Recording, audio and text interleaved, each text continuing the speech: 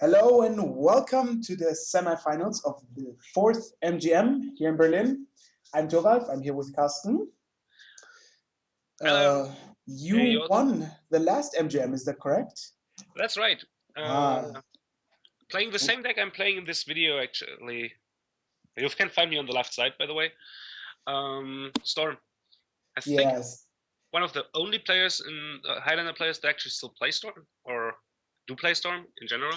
But I think the deck is just very, very good. Yeah, it's also very complicated, so it's not that people don't like it, which is, I guess, a fair amount of argument there, but it's also pretty hard to play. The deck is very complex.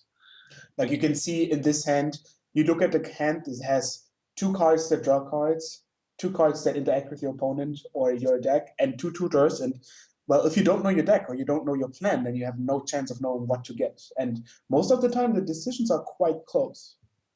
Oh, a lot of them are very close, and as funny as it sounds, doing grade school math is pretty difficult when you're playing a match of Magic and consider all kinds of other things.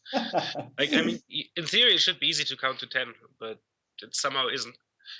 Yeah, well, it's not counted to 10. You have to do like fractures and division in between.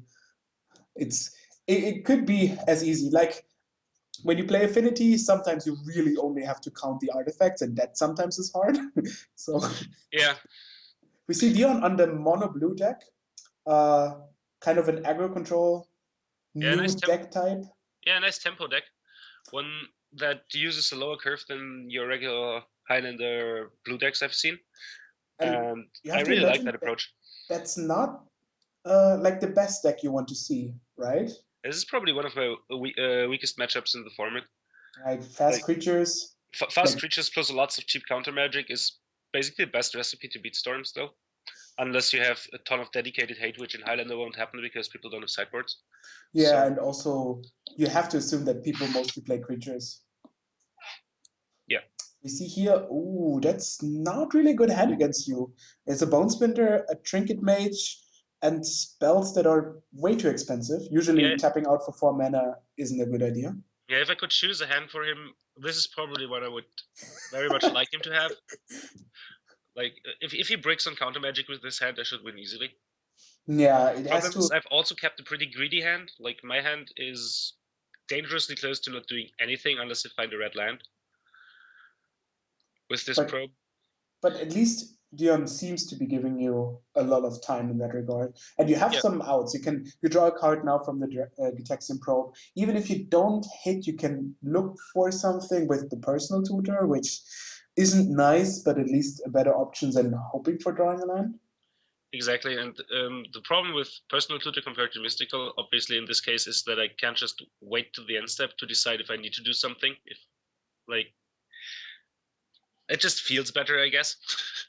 because Yeah. because they're like thinking about it, there isn't really a big difference. But I need to decide here if I want to tutor for something. And well, given that what my hand is, I think I need to find this land. So I'll go get a ponder with that personal tutor, even though it's not a very good move. You also see that Dion is not doing much. So you think like the priority depends on getting the lands instead of hoping that you draw it because losing the one card is not as bad as it could be.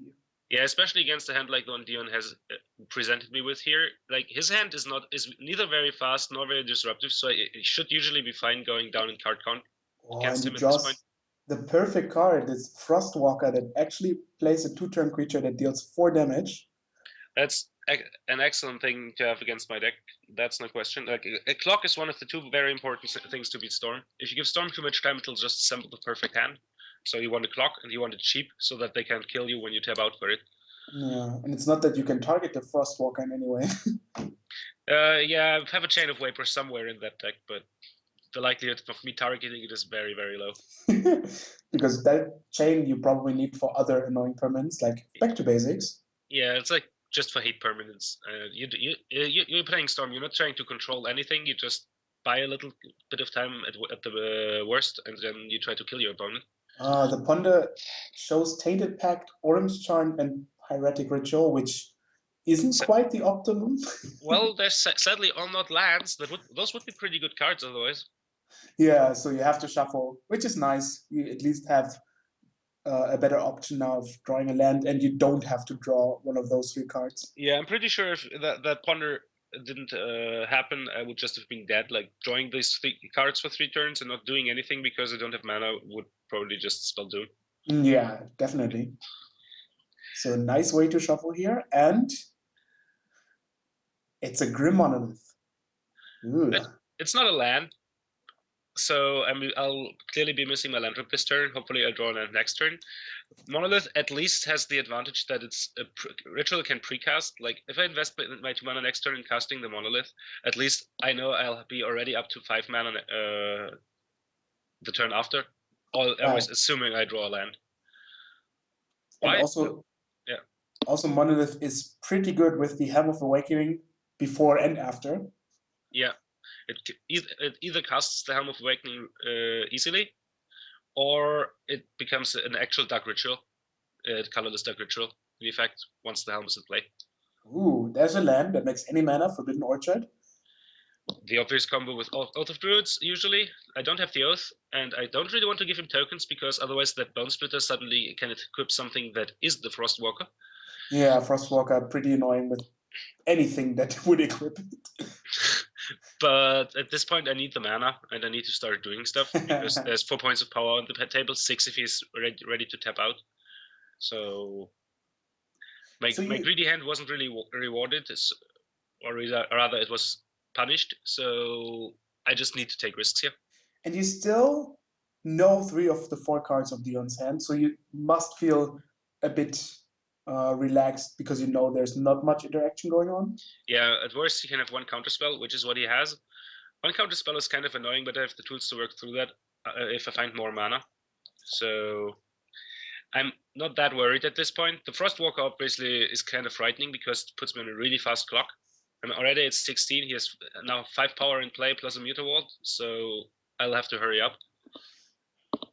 Yeah, and the Mana League also has 1 or 2 things to say about some cards. Exactly, and I don't know the Mana League, otherwise I would probably be not very happy about him having that, but given that he doesn't.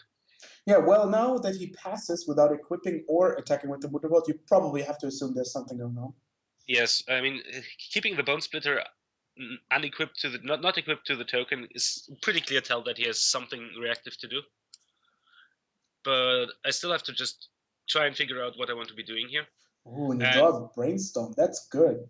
That's really nice, but I need to get the Faithless Looting out of the way first, so that the Brainstorm actually shows me fresh cards instead of just putting 2 cards back that I will Faithless Looting into and know already. Right. Because you know that you want to see the maximum amount of cards. Exactly. And interestingly, Dion, because of a mana screw, I assume, decides to mana leak this Faceless Looting. Which I like. I like it too. Like, it feels really dangerous to do this kind of thing against Storm because you could just die. But I'm so low on resources and I've been playing so slowly that it's a good move here to counter the cantrip, I think. And I decide this is the perfect opportunity to move in with the Helm of Awakening and the Ristic Tutor, because he's tapped out, so Ristic Tutor actually does something. Yeah. One of the problems with the card against blue decks is that they usually keep counter magic open, so they can also just pay for the tutor, so the tutor becomes dead really fast against the blue decks. Yeah, it's an awkward tutor where you really can search anything, but most of the time your opponents don't do anything. And it's really good that you play the Helm of Awakening now, because that is in play, and you probably get more advantage out of it than Dion does. Not with your current hand, but with cards to come. Yeah, hopefully. Like it makes the Demonic Tutor into Jagnus Will Chain into costing 3 mana, which is ridiculously low. Yeah, that's true. So it's a very good setup tool to have in play. Also giving you the 4th mana of Demonic Tutor for like a Lineside Diamond. Because when you play it from your grave, it also costs only 1. Yeah. Yeah, the chains become really weird to calculate when you have a helmet play, just because, well, I'm not used to my spells being cheaper. Yeah. So Dion smacks for 6, which actually puts you down to a 1-turn clock. Yeah. And so this next turn is my last turn, so that Brainstorm hopefully delivers something good. But in Dion's hand, I don't know it, but there's already a spell stutter sprite looming to mess with my plans. And I draw a land. A land is good here. I mean, I need mana, and that provides it. What I'm actually looking for with this brainstorm is like something like Dark Ritual, Lionside Diamond, 2 rituals of some kind, like anything that will allow me to produce extra mana. Just I have the tutor, I just need mana to be able to win. I also have protection in hand. Right, and we see Dion doesn't have a fairy in play. He can activate the Mutter Vault because the Spell Slider Spell only costs 1, but he can also play the Pastormite and then untap the island and play the Spell Slider Sprite for 2. Yeah, that's the benefit of me having Helm of Awakening in play, sadly. Yeah, usually you only want to play it in the turn you want to win. Yeah, simply because it's very dangerous to give your opponent this kind of ability. But I mean, sometimes if you know your opponent doesn't do much, you can just play it and have way more mana on the next turn. Yeah, you sometimes do that. It's always a big risk, but especially against some decks, it just really doesn't matter because they don't really have much that you actually care about. And here we see the Frantic Surge, which actually makes a mana. That's quite nice. Yeah, the interaction is pretty sweet. It's similar to the old interaction with what was that weird familiar card? I think they did that in extended. Yeah, the Nightscape Familiar. Yeah. Nightscape Familiar was a key part in the combo decks, also with Sapphire Medallion. Yeah. To make the blue cards cheaper and play. That was the knowledge card that draws cards. Accumulated knowledge. Accumulated knowledge. Yes, that was times. That was fun. Where we're going. There was the intuition thing going when you had the first one you had to play intuition on the other 3 and you draw like 7 cards for 4 mana or 2. Yeah. Good times. Good times. So when you play your Frantic Search, you basically only need 1 ritual, right? Because the Demonic Tutor. Yeah, because the Helm of Awakening makes everything so cheap. 1 good ritual, especially Kaba ritual, would probably be enough here to just go off. Yeah, usually in the later stages, Kaba ritual just makes 3 black mana in addition to what you have. Exactly. Well, basically it's at this point it becomes 1 black make 5 mana, which is not very fair. I've seen you play the Dark Petition in the deck. Do you think Bring to Light is also a card you want to play, or is that just too? I considered it. The problem is on your combo turn, a lot of your mana comes from Dark Rituals and Rite of Flames, so it's red and black.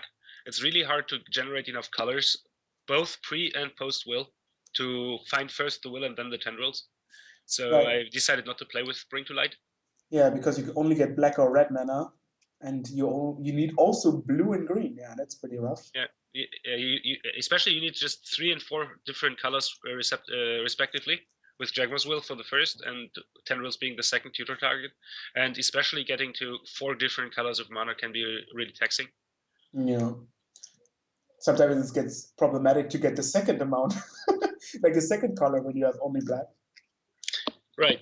I mean, usually pre-will, you usually have some of the lands left over, so finding the will and casting that with it is probably not too hard. The problem is that most of the stuff you recur are more rituals and Lionside Diamond, so you usually don't have 4 different colors available post will.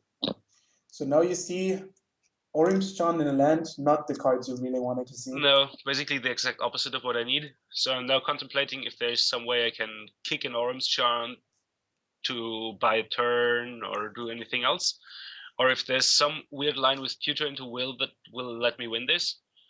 I think the thing I conclude is that I need Toxic Deluge for 1. Yeah, because that actually would not. It buys me another turn. I'm not exactly sure how I'm winning at that point, because well, my library at that point is my graveyard and hand at that point are pretty terrible. But it's just I kept a greedy hand and it didn't really work out well, and I'm getting punished for that. Yeah, but it at least gives you a shot. Like if you now play Toxic Deluge, you play it for 1, so you go to 3. If Dion doesn't find a 3rd land, then he can attack you for 2, which makes him tap out. Exactly, and then I can hopefully top deck something that wins. And there's something like you can draw the will, something that looks for the will. You also have the Faithless Looting in your graveyard, so you can at least flashback that. but we Yep. know Dion has the Yep. 2 fairies. And can just counter the tutor.